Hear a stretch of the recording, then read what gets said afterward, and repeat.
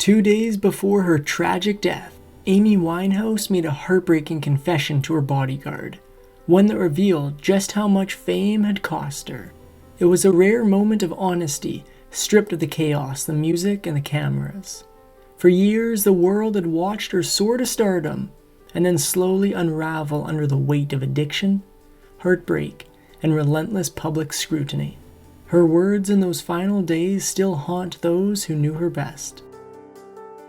Amy Jade Winehouse was born on September 14, 1983 in London, England.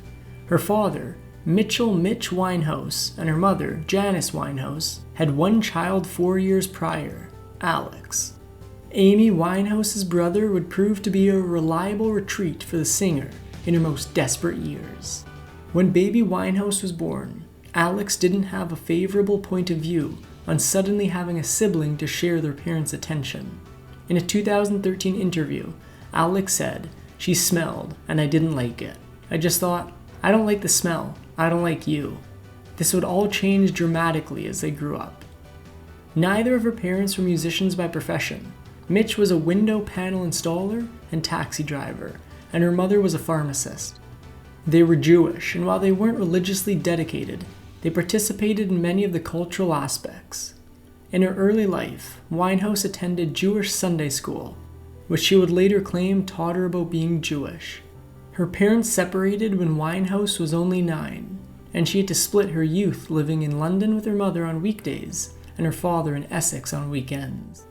Her primary exposure to music at that point was through her grandmother, Cynthia, who had been a singer. Her father also engaged her interest in song, as he also had an interest in being a singer. The same year her parents divorced, Winehouse had a unique opportunity come her way, one that would help shape her whole future. In 1992, Cynthia encouraged Winehouse to give the Susie Earnshaw Theatre School a chance. There, she learned how to sing and tap dance every Saturday for the next 4 years. The experience was enough to give her a taste of what she loved, and she yearned for a more in-depth music education. But as we'll see, Winehouse craved real-life experience, not classroom lessons. After leaving Susie Earnshaw, Winehouse attended Sylvia Young Theatre School, where she was able to expand her learning. But she also started exploring her rebellious side and pierced her nose while attending the school.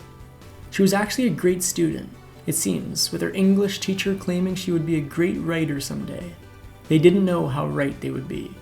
After toying around with her brother's guitar, Winehouse got her own. She had already learned how to play and started writing her own music by the time she was 14. By the time she was 16, Winehouse dropped out of school completely to enter the music industry. She worked as an entertainment journalist for the World Entertainment News Network, and even sang with a band. Things were going her way, for now. In July 2000, she sang as a featured vocalist with the National Youth Jazz Orchestra, which was one of her first major performances. This would be the start of building her repertoire for her burgeoning career. She kept learning other songs by Frank Sinatra, Dinah Washington, and Sarah Vaughan at home, drawn by their ability to get under the song. They would be the basis of her inspiration as a singer. Her dedication to music was a rock in her life, but even rocks erode with time and pressure. Amy Winehouse's talent was easy to spot. Even her friends and family knew she could be something larger than life, both in personality and in performance. So much so that her friend, Tyler James, made a daring decision on her behalf. He sent a demo of her music to an A&R scout to try and get her a record deal. Little did he know, this would spark a wildfire of interest in Winehouse's talents. 2002 brought a whole new year of opportunity for Winehouse. She signed with Simon Fuller's 19 Management, and they paid her £250 while they developed her talent. Shockingly, they kept her a secret in the recording industry. All the while, she anonymously sang jazz standards at the Cobden Club. This didn't last much longer, though. While she was performing at the club, she caught the attention of Darkest Beasts, a representative at Island Records. He heard her sing by chance when the Lewingson Brothers manager showed Beast a production she featured on. When Beast asked who the singer was, the Lewingson Brothers manager said he was not allowed to say. This led Beast on a wild goose chase trying to figure out who the mysterious singer was. He asked around for many months, finding nothing, until finally he discovered who she was. By then, Winehouse had already signed a deal with a different record label and had recorded a few songs. But this didn't deter Beast, and he introduced the young singer to Island Records head, Nick Gatfield. At the same time, conflict arose between her first label and a third who wanted to sign Winehouse. With two labels vying for her attention, Winehouse chose to sign with Island. She was enticing to them for her atypical pop star aesthetic. She was real and genuine, and she didn't have that polish that so many pop singers had. Her rough around the edges vibe brought her a lot of attention throughout her career, both good and bad. The following year, in October 2003, Amy Winehouse released her first album, titled Frank. Winehouse co-wrote every song on the album, except for the two she covered. The album skyrocketed her into the general knowledge of the music industry, and she won many awards for the album. It seemed like this star was only beginning her upward trajectory. Around the time of the album's release, she met a man who would change her life. Winehouse and Blake Fielder Civil met, and they were completely taken with one another. Until this point, Winehouse had dabbled with THC-based inhalants and drinking, but overall wasn't interested in any other sorts of substances. This all changed when she and charming addict Fielder Civil set out on their unstable relationship. When the pair met, her manager Nick Godwin described her personality shift. He claimed she sounded completely different, more distant. He said that she used to think poorly of those who participated in harder substances. Fielder Civil brought her into the fold of injectable and inhaled narcotics, and her life took a turn. Their relationship was unstable, to say the least. On and off again, the relationship started and stopped as Fielder Civil was both unfaithful and incarcerated in several different situations. His behavior went on to influence Winehouse's, and her own personality devolved into something akin to aggressive and withdrawn. Her stance on the unhealthy nature of her relationship was tragic. After she and Fielder Civil broke up, not for the last time, his absence left her devastated. She used her sadness as fuel to write more and more music, which would lay the groundwork for her next album. She said, "It sounds such a bad thing to say, but I need to get some headaches going to write about." Little did she know, the headache of her relationship would plague her for the rest of her life. In 2005, she had her first major wake-up call from Godwin and her father. Godwin feared she was squandering her talent and life through her increasingly impactful habit. The two tried to convince her that she needed to go to rehab and detoxify from all the substances she was using. She claimed firmly that doing so was unnecessary, and she wrote one of her most famous songs about the incident. But her initial resistance to rehab would soon be quelled by the severity of her illness. In 2006, Winehouse lost an important person in her life. Her grandmother Cynthia passed halfway through the year, several months before the release of the singer's upcoming album. Cynthia was someone who encouraged her endlessly, and the loss was destabilizing for the singer. She turned even more toward the relief of substances, but this would have a detrimental impact on her ability to perform. She channeled this additional misery into recording. She released her second album, Back to Black, in October 2006, the same year as her grandmother's demise. It featured stylings from 50s and 60s girl groups. The album was an immediate success, and all thanks to Winehouse's work ethic and her charm. The success would quickly become a burden on the young star. Her father, Mitch, revealed that he loved watching her work, saying she had a perfectionism in the studio. Apparently, she would even go as far as to listen to her songs through his taxi radio to see how it sounded on regular sound systems. Mitch wasn't the only one to describe the singer's focus on songwriting this way. The guitarist on Back to Black called her a real 100% bona fide musician. There were hints of her issues, but there was also a lot of getting down to business. Mark Ronson said about how she wrote one of her biggest hits, Rehab. She was always so fast. She had the whole song on guitar. All I had to do was come up with a nice beat. Her aptitude for the musical medium was immense, but unfortunately, her addiction hindered her abilities. In 2007, Winehouse was not doing well. She was deep into her addiction and was even cancelling performances in Europe and the UK. She said this was due to exhaustion and poor health, and she was even hospitalized for some time due to her addictive habits. Apparently, she suffered an excess of multiple different substances which nearly culminated in an early passing. Fortunately, she was able to recover from this, even after thinking it was over for her. Winehouse and Fielder Civil got back together and even spontaneously got married in May of 2007. It was a few months after Back in Black's UK release, and it had just come out in the US a month earlier. Winehouse was fully in the depths of her addiction, which worsened when she reunited with the man who introduced her to the substances she struggled with. Somehow, she grew even more erratic, and her private struggles with addiction became the focus of her entire public presence. The paparazzi had a field day with her behavior and her illnesses. The singer hated the attention, but the presence of photographers was constant. Photographers violated her privacy multiple times, such as when they spotted her wandering near her Camden home in just a bra and jeans, clearly inebriated. They stalked her house constantly, just to catch a single image of the singer. But Winehouse wasn't going to take this treatment without some resistance. Winehouse grew so frustrated, angry, and violated by the paparazzi stalking her through the streets and outside her home that she took aggressive action. Not only was there evidence of her engaging in physical altercations with photographers, but in 2008, she went so far as to file an injunction against the paparazzi agency, Big Pictures. The injunction banned photographers from pursuing her, from being within 100 meters of her home, and from photographing her with her friends and family. But the images they did capture showed an alarming side to the singer.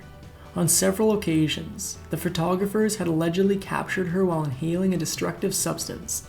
At the same time, she stated she'd taken a couple of additional substances, mixing a total of 3. Her vulnerable state drove her father to move into her apartment to keep a 24-hour watch over the singer. She couldn't resist the consumptive impulses of her addiction, but soon after, she decided to go to rehab for 2 weeks. Sadly, not even rehab could save her from a devastating diagnosis. That same year, her father and publicist revealed that she'd been diagnosed with the early signs of emphysema. According to her father, this was the result of inhaling harmful narcotics. Thankfully, she sought treatment for her health, and for a while, it seemed like she was on the up. But this was just the calm before the storm. Even her substance dependence seemed to be taking a back seat to her healing. She'd reportedly stopped all use of hard substances in late 2008. When describing her choice to become sober in an interview, she said, "I don't want to do this anymore." Though she'd reportedly been clean from other substances, her consumption of alcohol had continued. 2008 was an important year for Winehouse's career. The release of Back to Black 2 years earlier sent her to new heights of fame and talent. After the US release, the Grammys named her the winner of 5 different categories, including Record of the Year, Song of the Year, and Best New Artist. The 5 awards also meant she got into the Guinness Book of Records for most Grammy Awards won by a British female act. She had the musical world at her fingertips, if only things hadn't gone so wrong. In 2009, the tumultuous relationship that threw her entire life into a downward spiral came to an end. Winehouse and Fielder Civil separated. There seemed to be conflicting reasons why, but there was likely a combination of motivations to end their marriage. Some claimed it was based on the two focusing their relationship around substances, and others claimed it was due to his infidelity. According to one particular source, there were multiple reasons behind their breakup. They finalized the papers for Winehouse and Fielder Civil's divorce on August 2009. This came after the singer stated, "I still love Blake. I won't let him divorce me," which demonstrated her commitment to her husband and her desire to make things work. This came despite her claim that their relationship was based on doing substances. Winehouse's love for Fielder Civil couldn't withstand her illness. Not much could. Blake Fielder Civil made his claims at the time and has reiterated them since. He claims he filed for divorce due to adultery by an unspecified party, but he also made another statement. He said living with the singer was intolerable, with her struggles with addiction and her musician lifestyle. It came as a shock then, when rumors circulated that they were looking to reunite, merely a year later. Even though it seemed like Winehouse was improving, her reliance on alcohol was constant. She was chaotic and erratic, and her performances reflected that.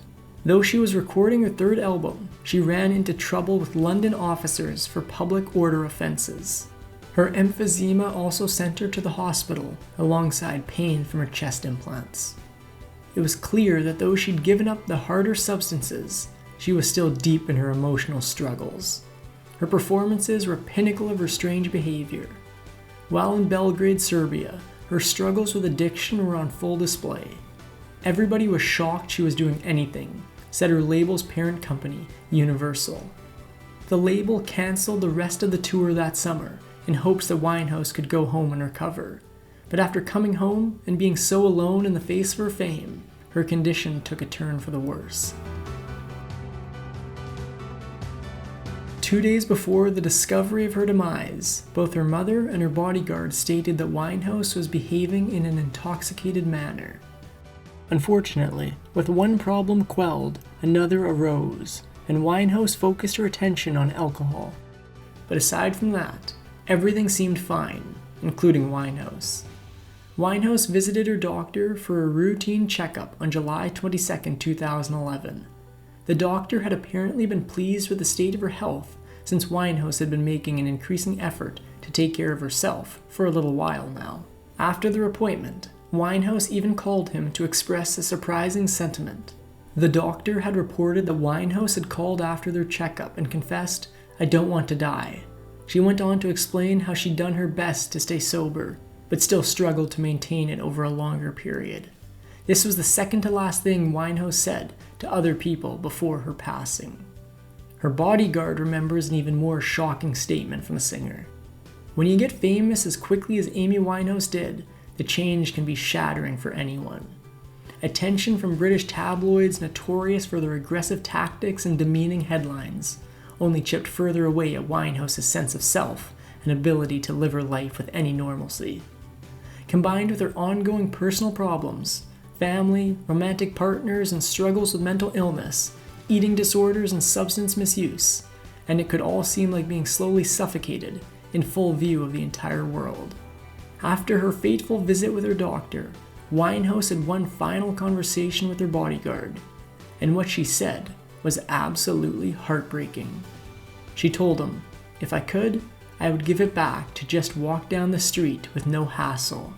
He was with her while she continued to consume moderate amounts of alcohol, but he didn't note that there was anything out of the ordinary. Not until July 23rd. The night of July 22nd, Winehouse had been laughing, listening to music, and watching TV late into the night. Apparently, she was also watching films of her previous performances and enjoyed the trip down memory lane. Little did her bodyguard know that when she went to bed that night, she wouldn't wake up. He tried to stir her up around 10 a.m., but didn't have any success. Initially, her deep sleep didn't concern him, as she often slept in late after being awake into the early hours. After leaving her to rest for another few hours, he went to wake her up at 3 p.m., but instead, he found her in the same position she was in before, and she wasn't breathing. As panic set in, it seemed like her back and forth with substances was finally at an end. The bodyguard called for an ambulance.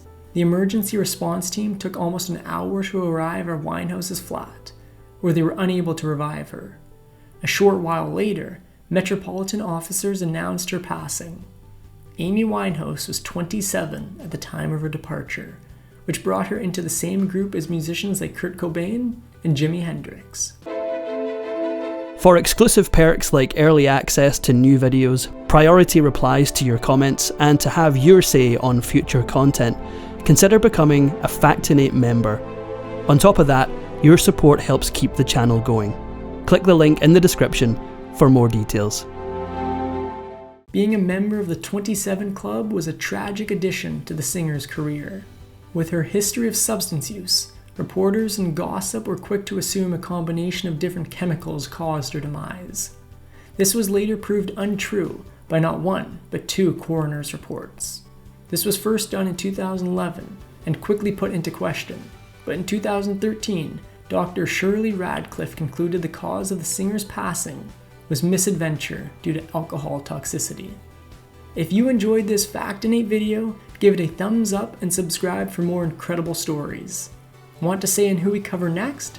Join our membership program through the link in the description for exclusive perks. Your support means everything to us. Thanks for watching, and we'll see you in the next one.